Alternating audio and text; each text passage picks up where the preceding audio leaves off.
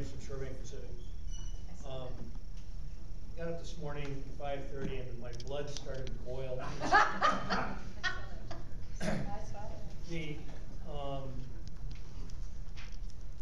The banks are not going to make loans in the near term.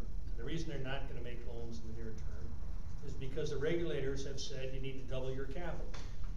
And so every dollar of capital is going into capital rather than going into loans. Now, there's a few banks in the state that have raised money, West Coast being one, Umpqua being another, but most of the banks have not raised capital. You've got Bank of the Cascades out there trying to raise capital and shutting down that program. You've had other banks who've tried to raise capital, not made it, and been closed. There are going to be more banks in the state that are closed. In the state of Washington, there's going to be somewhere between 10 and 12 banks closed over the next year. And those are not necessarily due to bad decisions made by the bankers.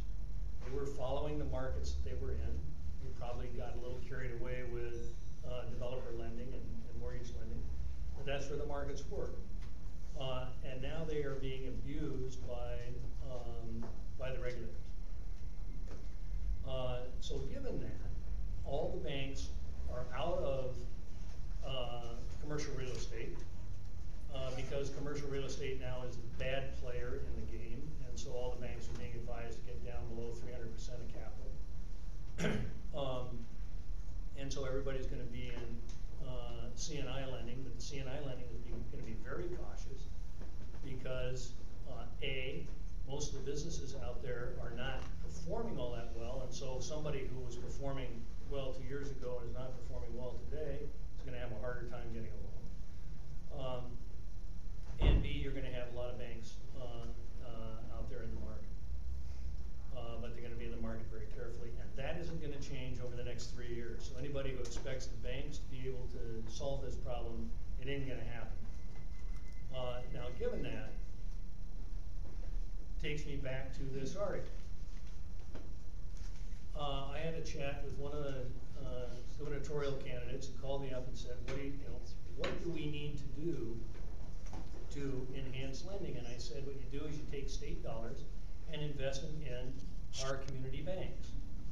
And if you invest in our community banks, then they've got the capital to be able to go out and get into the market. So what do? They take the money, invest it in with a fund of two guys who had large banks that failed, and they intend to go out and buy the loans from failed banks. Now, they get a good return? Sure, they're going to get a great return. Are the PERS folks going to benefit by that?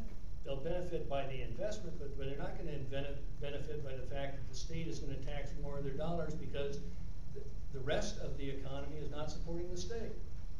So we need to look at this in the sense of what can the state do to enhance lending. And the answer is, if you have state dollars available for investment in banks, you ought to invest in the local banks. If they've got additional capital, they then can go make loans.